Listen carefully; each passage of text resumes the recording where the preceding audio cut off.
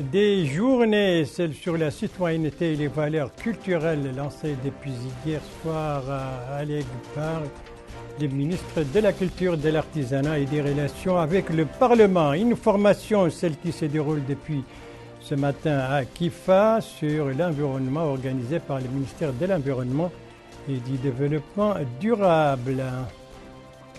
Et puis une distribution, celle de produits alimentaires par les CSA. Cela s'est passé ce matin à Bouchtaïla, au Hod Sharqi.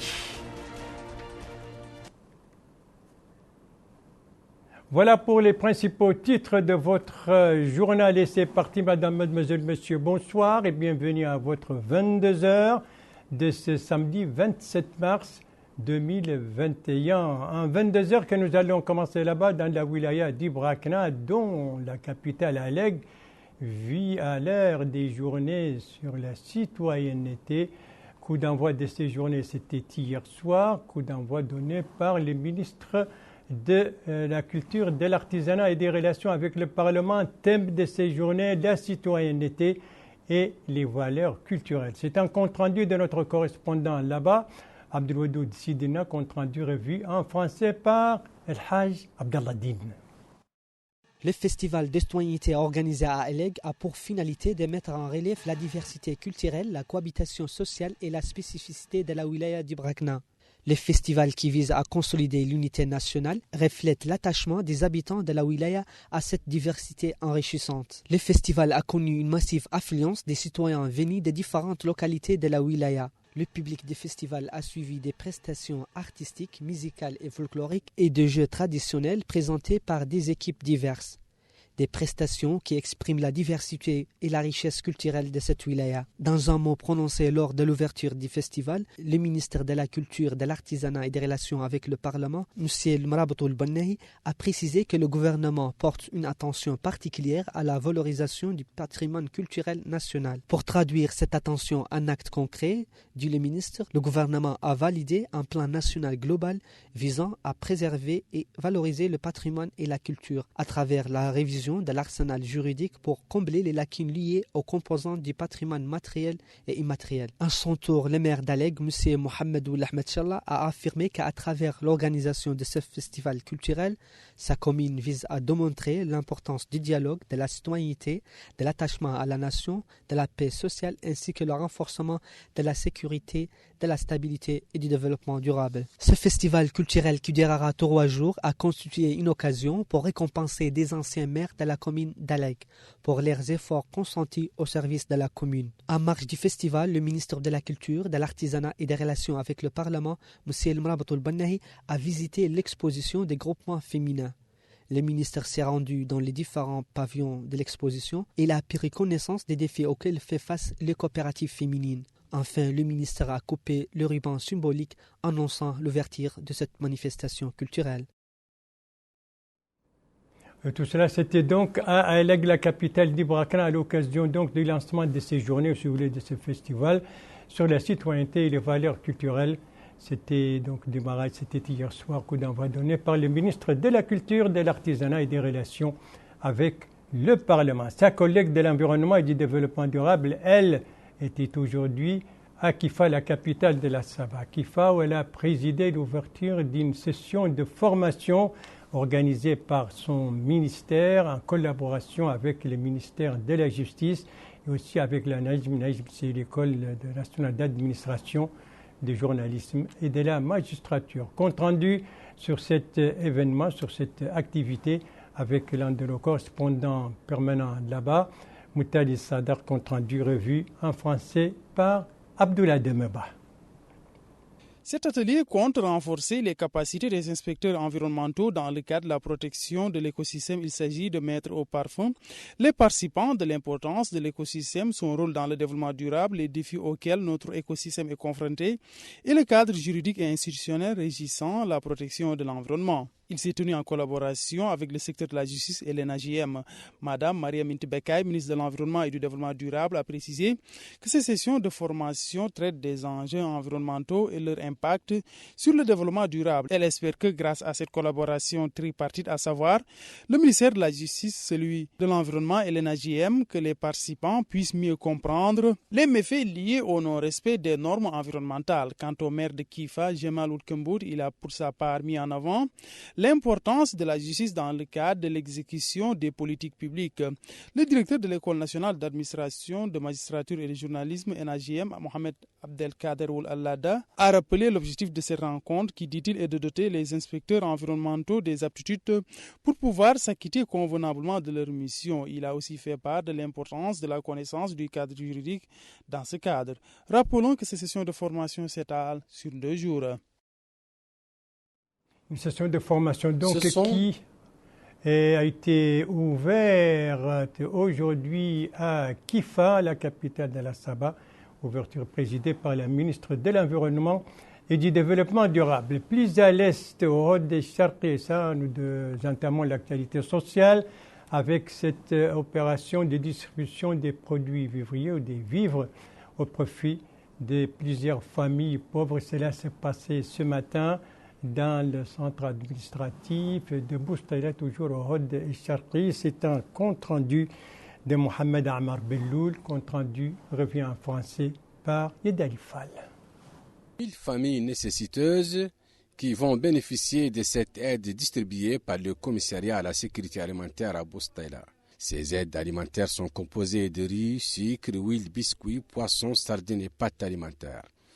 Dans un mot prononcé pour la circonstance, le commissaire adjoint a déclaré que ces aides entrent dans le cadre d'un programme de distribution de 739 tonnes de diverses denrées alimentaires en faveur de 10 000 familles dans 8 wilayas du pays. L'identification à titre poursuivi des bénéficiaires de ces distributions gratuites a été faite suite à une opération réalisée conjointement en partenariat et en étroite coordination entre le commissariat à la sécurité alimentaire, l'administration locale et les élus locaux par souci de transparence.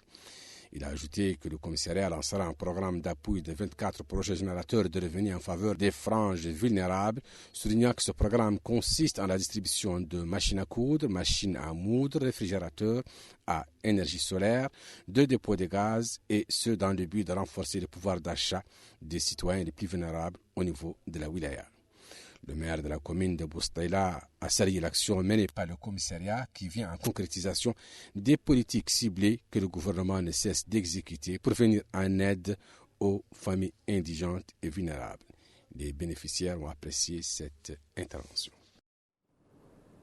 Et les bénéficiaires sont au nombre de 1000 familles pauvres donc qui vont bénéficier de cette aide alimentaire offerte par les CSA dont le commissaire adjoint a supervisé donc l'opération aujourd'hui à Boustaïla. Venons-en maintenant à notre page médicale, actualité oblige, vous le savez, consacrée à l'évolution de la pandémie de la Covid-19.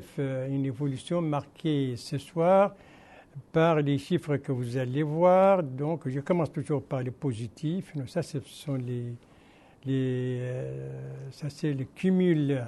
Alors que pour les chiffres, il y a eu 13 guérisons, 11 nouveaux cas et 0 décès durant ces dernières 24 heures. Ça, ce sont les chiffres du cumul des cas depuis le début de la pendaison, des chiffres qui s'élèvent à 17 556 nouveaux cas depuis le début de la pendaison, dont 16 989 guérisons et malheureusement 448 décès.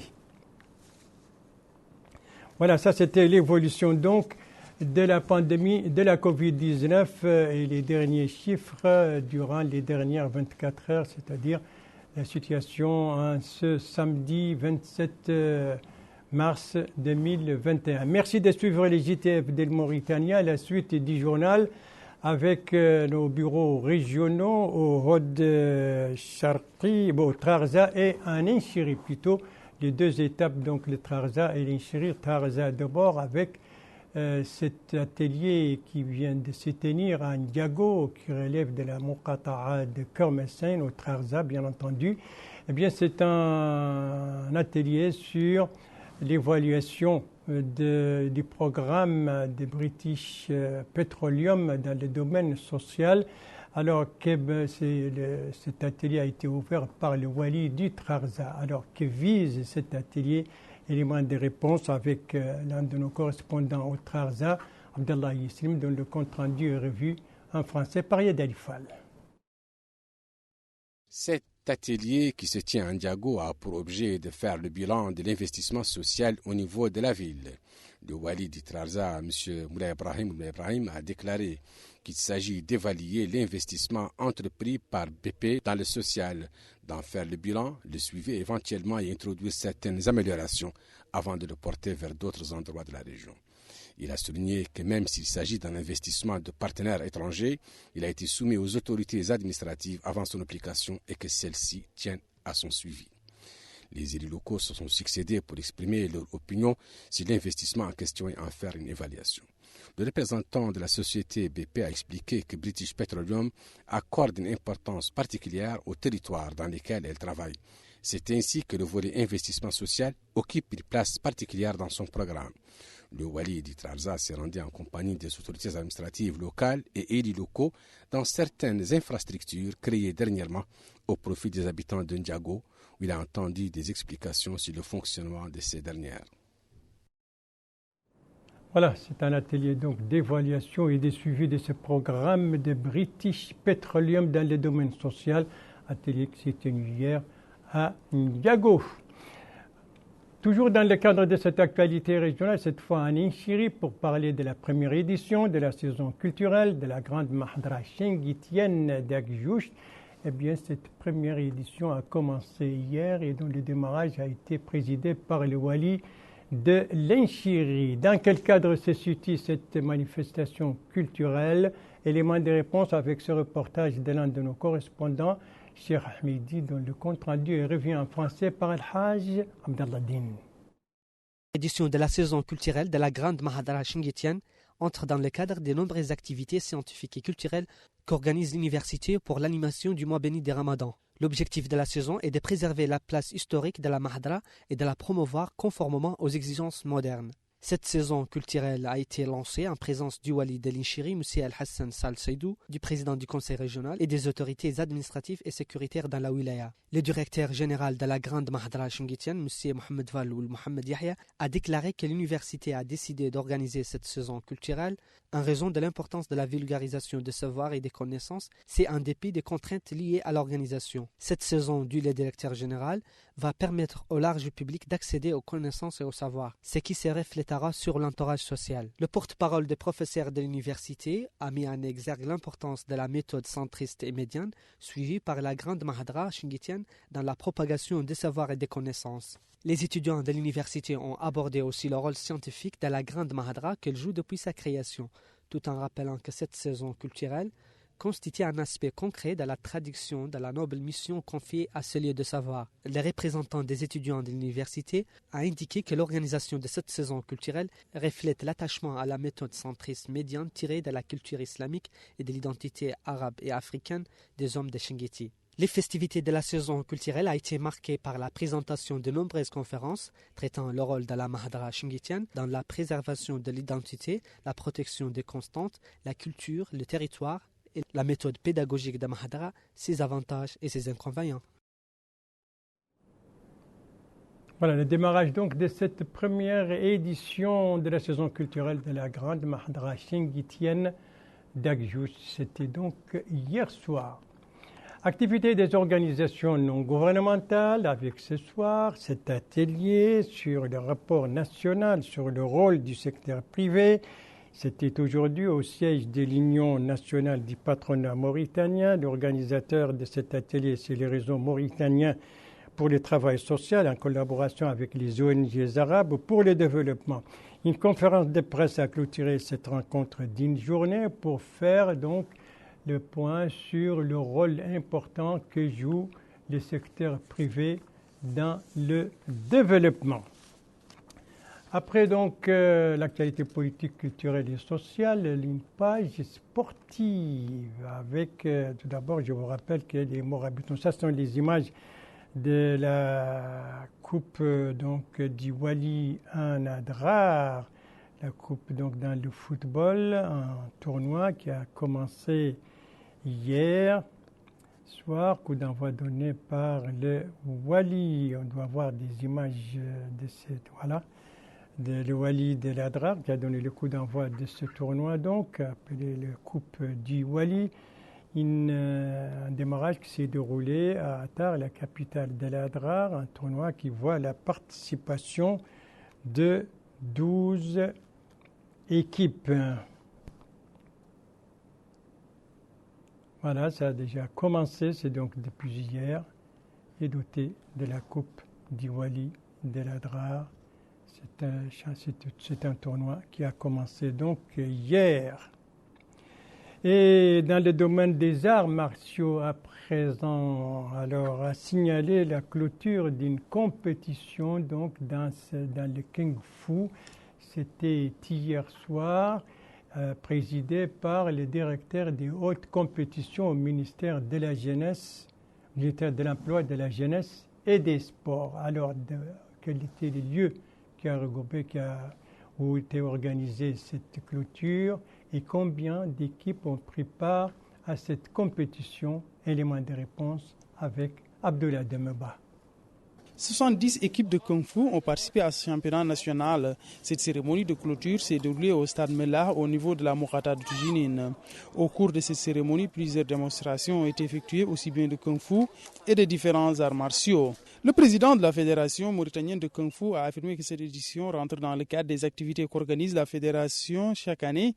Il a par ailleurs loué les vertus liées à la pratique de ces disciplines sportives. Le directeur adjoint de la haute compétition a quant à lui mis en avant l'appui apporté par le département de tutelle à ces disciplines sportives. Le délégué régional de l'emploi, de la jeunesse et des sports de la wilaya de Nouakchott Nord a affirmé que le Kung Fu est très important parce que, dit-il, il permet de développer les aptitudes de self-défense. Aussi, le directeur du stade de Mellah a pour sa part remercié la Fédération mauritanienne de Kung Fu pour cette opportunité offerte aux jeunes afin, dit-il, de les former dans ces disciplines sportives.